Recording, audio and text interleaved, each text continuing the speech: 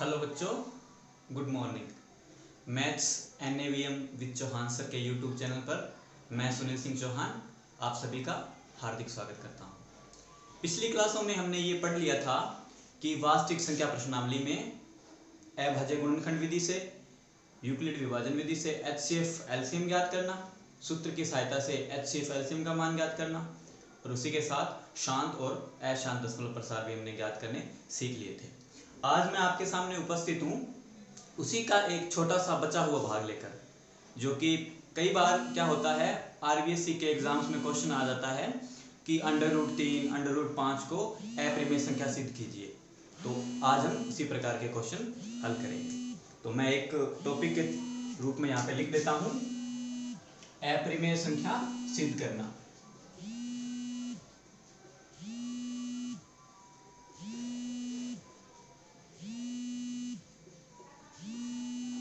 आज का हमारा टॉपिक रहेगा अप्रिमेय संख्या सिद्ध करना।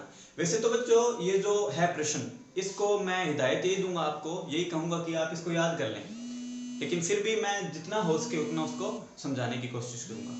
तो आप इसको शुरू से लेके अंत तक बढ़िया से देखें कि मैंने किस प्रकार इसको लिखा है। अगर आपको इसका वे टू राइट लिखने का तरीका सही हुआ तो आपको बोर्ड में 3 नंबर की आती है थ्योरम, और 3 में से 3 नंबर आपको मिल जाएंगे। अदरवाइज उसमें आपको कुछ ना कुछ लॉस हो सकता है। तो आप किस प्रकार से इसको लिखना है उस चीज को अच्छी तरह मतलब स्टडी कर लें। तो मैं स्टार्ट करता हूँ। क्वेश्चन आपके पास कोई भी हो, आपने तरीका रूल यही फॉलो करना है, इसी तरीके से ही हल करना है, इसके अलावा कोई तरीका आपने फॉलो नहीं करना। तो मैं यहाँ पे प्रश्न लिख देता हूँ।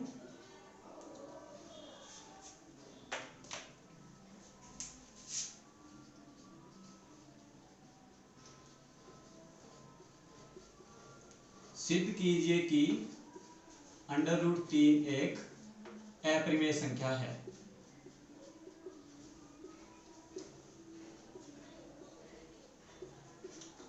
सिद्ध कीजिए कि √3 एक अप्रिमेय संख्या है। ये वीडियो लेक्चर मैं सिर्फ हिंदी मीडियम वाले बच्चों के लिए ही बना रहा हूँ। इंग्लिश मीडियम वाला जो इसका जो पार्ट होगा वो नेक्स्ट वीडियो में मैं आपको दूंगा। आज के लिए सिर्फ इसको हिंदी मीडियम वाले बच्चों के लिए ही बता रहा हूँ। तो इसको हम देखेंगे। सबसे पहले हम क्या करेंगे बच्चों, हम इसका उल्टा मान लेंगे। अब यहां हमें दिया है, इसने कहा है कि भाई सिद्ध करो √3 एक अप्रिमेय संख्या है। तो हम क्या करेंगे, ऑपोजिट मानेंगे। अप्रिमेय का ऑपोजिट क्या होता है, प्रिमेय। तो हम मान लेंगे कि ये अप्रिमेय संख्या नहीं है, और जब ये अप्रिमेय संख्या नहीं है तब ये क्या होगी बच्चों, तब ये परिमेय संख्या होगी। तो हम इसको मान लेते हैं। हम स्टार्ट करते हैं यहां से। हम लिखेंगे माना √3 एक अप्रिमेय संख्या नहीं है।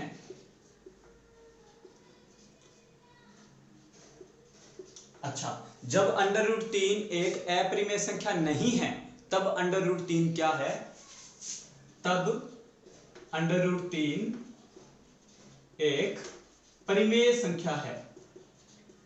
क्या है बच्चों, √3 एक परिमेय संख्या है। पहले स्टेप में हमने माना कि √3 अपरिमेय संख्या नहीं है। अब जब बच्चों √3 अपरिमेय संख्या नहीं है तो √3 क्या है, परिमेय संख्या है। और आपने पहले की क्लास में पढ़ा होगा 9th में कि √3 जब परिमेय संख्या है, या कोई भी संख्या जो परिमेय संख्या है, उसको हम किस रूप में लिख सकते हैं, P/Q के रूप में। तो हम लिखेंगे जहां, अतः हम क्या लिखेंगे, √3 बराबर में P/Q। जहां क्या है बच्चों, Q बराबर नॉट 0। Q बराबर नॉट 0 का मतलब है कि यहां पर Q का मान 0 नहीं हो सकता। Q का मान 0 क्यों नहीं हो सकता बच्चों, क्योंकि अगर Q का मान 0 हो जाएगा तो यह संख्या अनंत बन जाएगी। मैं एक बार फिर से इस बात को रिपीट कर रहा हूं, हमको सिद्ध करना है कि √3 एक अप्रिमेय संख्या है। तो हम क्या करेंगे, हम इसका उल्टा मानेंगे। स्टार्टिंग में ही हम मान लेंगे कि √3 एक अप्रिमेय संख्या नहीं है, तब √3 क्या है, परिमेय संख्या है। और परिमेय संख्याओं को P/Q के रूप में हम लिख सकते हैं, जहां पर Q का मान क्या है, जीरो नहीं है, जीरो के अलावा क्यू का मान और कुछ भी हो सकता है। फिर हम लिखेंगे, अब बच्चों ये क्यू मैं इधर गुना कर देता हूं, वज्र गुना, क्यू इधर आएगा तो ये बन जाएगा क्यू अंडर रूट 3 बराबर में पी। बच्चों ये वाले क्यू को मैंने इधर गुना कर दिया तो ये क्या बन गया, अंडर रूट 3 क्यू बराबर में पी। इसको हम दे देते हैं समीकरण नंबर 1। यहां तक मुझे लगता है किसी बच्चे को कोई समस्या नहीं होगी। अब बच्चों हम क्या करते हैं, समीकरण 1 का वर्ग कर देते हैं। क्या कर देते हैं, वर्ग करने पर। और वर्ग मैंने क्यों किया बच्चों, क्योंकि यहां पे क्या लगा है, अंडर रूट, और अंडर रूट को हटाने के लिए हम क्या करते हैं, वर्ग करते हैं। तो वर्ग करेंगे, इधर भी वर्ग कर देंगे और इधर भी वर्ग कर देंगे। क्यू का वर्ग करेंगे तो बनेगा क्यू स्क्वायर, अंडर रूट 3 का वर्ग, अंडर रूट 3 का वर्ग, यानी स्क्वायर से ये अंडर रूट कट जाएगा, कितना बनेगा 3 बराबर में पी स्क्वायर। अब बच्चों इस 3 को मैं वापस यहां लेके आ रहा हूं पी के नीचे, तो ये बनेगा क्यू स्क्वायर बराबर में पी स्क्वायर बटे में 3, और इसको हम दे देंगे समीकरण नंबर 2। एक बार मैं फिर से ये सारा रिपीट कर रहा हूं। सबसे पहले हमने माना अंडर रूट 3 बराबर में पी बटे क्यू। क्यों, क्योंकि ये क्या है, परिमेय संख्या मान ली है हमने, और हम परिमेय संख्याओं को p बटा क्यू के रूप में लिख सकते हैं। उसके बाद मैंने क्या किया, q को अंडर रूट 3 से गुणा कर दिया। जब मैंने q का अंडर रूट 3 से गुणा किया तो ये क्या बन गया, q अंडर रूट 3 बराबर में p। क्योंकि बच्चों यहां पर मेरे पास अंडर रूट है और मुझे पता है कि अंडर रूट को हटाने के लिए मुझे क्या करना होगा, स्क्वायर करना होगा, वर्ग करना होगा। तो मैंने इस तरफ भी वर्ग किया, इस तरफ भी वर्ग किया। एक दिन मैंने पहले भी आपको बताया था कि गणित का ये रूल है कि आप अपनी मर्जी से या तो कोई संख्या जोड़ो तो वही आपको क्या करनी पड़ेगी, घटानी पड़ेगी, या फिर बराबर के दोनों तरफ एक जैसी संख्याएं जोड़ दो, गुना कर दो, भाग दे दो, अंडर रूट कर दो, क्यूब कर दो, स्क्वायर कर दो, उससे कोई फर्क नहीं पड़ता। तो मैंने इधर भी वर्ग किया, इधर भी वर्ग किया, दोनों तरफ वर्ग कर दिया, यानी बैलेंस हो गया। अब जब मैंने क्यू का वर्ग किया तब तो बना क्यू स्क्वायर, जब मैंने अंडर रूट 3 का वर्ग किया तब बना 3, जब मैंने पी का वर्ग किया तब बना पी स्क्वायर। अब बच्चों 3 इधर गुना में था, और गुना की संख्या जब बराबर में इस तरफ आती है तो क्या बन जाती है, भाग। यहां तक हम दे देंगे समीकरण नंबर 2। यहां तक आप सभी को अच्छे से समझ में आ गया होगा। अब इस बात को हमने लिखना है।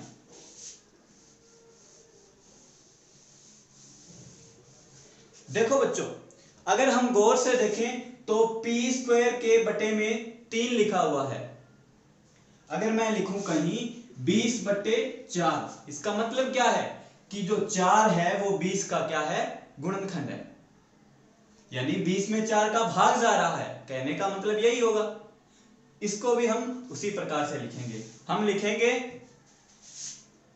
3 पी स्क्वायर का एक गुणनखंड है, 3 पी स्क्वायर का एक गुणनखंड है। वही बात, यहां 20 होता, यहां 4 होता तो हम क्या लिखते कि 20 में 4 का भाग जा रहा है, और उसको गणित की भाषा में हम इस प्रकार से लिख देते हैं कि वो एक गुणनखंड है। मतलब वही है कि पी स्क्वायर में 3 का भाग जा रहा है। अच्छा बच्चों, जब पी स्क्वायर में 3 का भाग जा रहा है तो पी में भी तो 3 का भाग जाएगा, तो हम लिख देंगे 3 पी का भी एक गुणनखंड है। अतः हमने ये बात देख ली कि जो 3 है उसका भाग पी स्क्वायर में भी तो जाता है और पी में भी जाता है, यानी 3 पी व पी स्क्वायर दोनों का एक गुणनखंड है।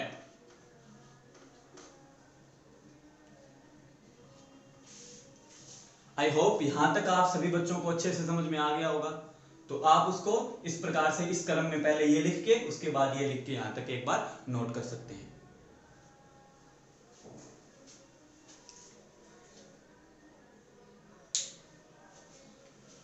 आप सबने नोट कर लिया होगा। उसके बाद मैं इसको रफ कर रहा हूं सारे मैटर को, सिर्फ ये समीकरण नंबर 1 लिख रहा हूं मैं यहां से।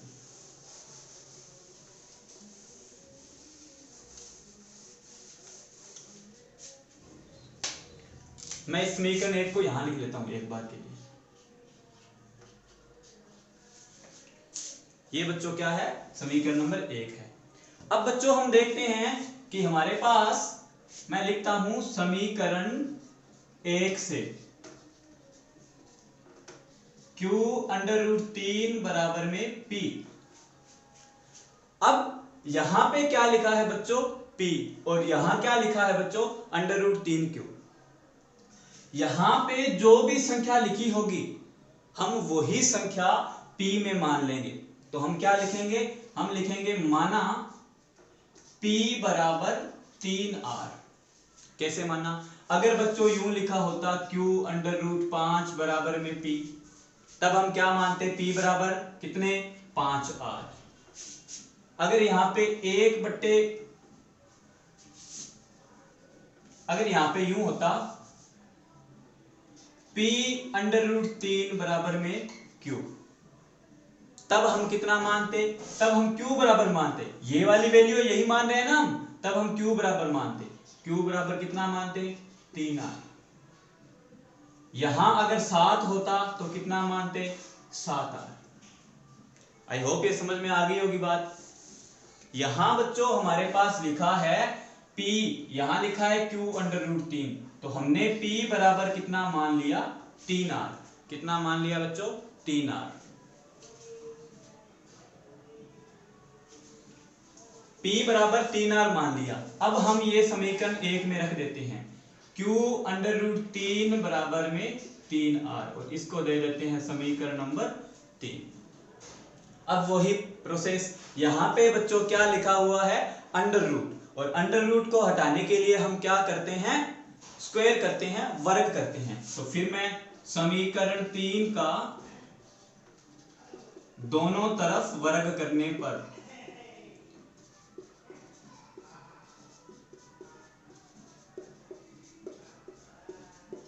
क्या बनेगा बच्चों, Q का अंडर रूट 3, इसका भी वर्ग और इस तरफ भी वर्ग।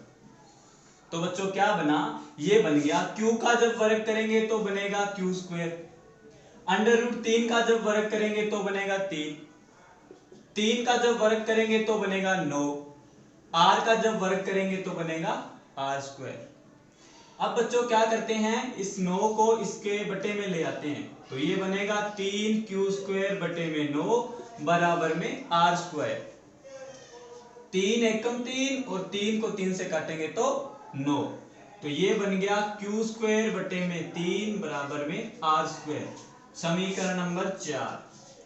बच्चों गौर से देखें तो ये वही समीकरण बन गई है। यहां पे था P, यहां पे था 3 और यहां पे था Q। आप अपनी नोटबुक में चेक कर सकते हैं, ऐसी समीकरण नंबर क्या थी, 2 थी। तो हम क्या लिखेंगे, यहां से हम लिखेंगे यहां 3Q स्क्वायर का एक गुणनखंड है।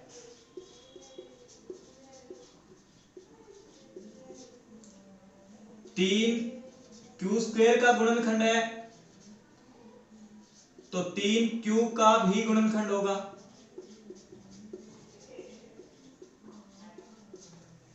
अतः जो 3 है वो Q स्क्वायर व Q दोनों का गुणनखंड है।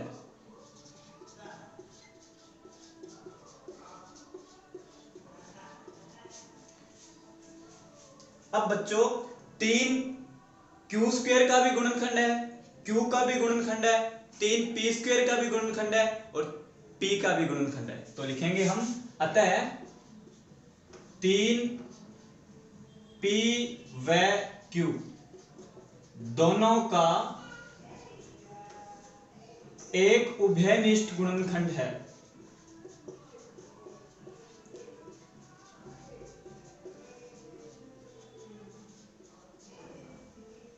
अतः हमारी अवधारणा गलत है तथा √3 एक अपरिमेय संख्या है। इस प्रकार से हम इस प्रश्न को हल करेंगे। इसमें समझने वाला एक तो ये वाली प्रोसेस थी और एक वो पीछे वाली प्रोसेस थी। बाकी बच्चों आपको इसमें याद ही करना पड़ेगा।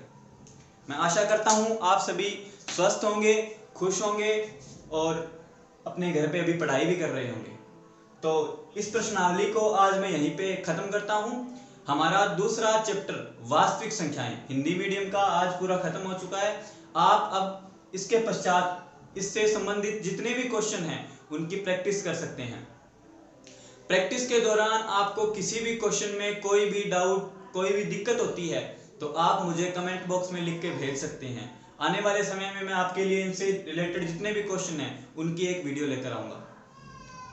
तो जाने से पहले मेरी आपसे यही गुजारिश है कि आप हमारे YouTube चैनल को maths NAVM with Chauhan sir को लाइक करें, शेयर करें, सब्सक्राइब करें और जो बेल आइकन का बटन है उसको प्रेस करना ना भूलें। मैं जल्दी ही आपके लिए छोटी छोटी वीडियोज लेकर आता रहूँगा जो 10वीं बोर्ड की परीक्षा में आपके लिए बहुत उपयोगी सिद्ध होगी। इसी के साथ धन्यवाद। जय हिंद।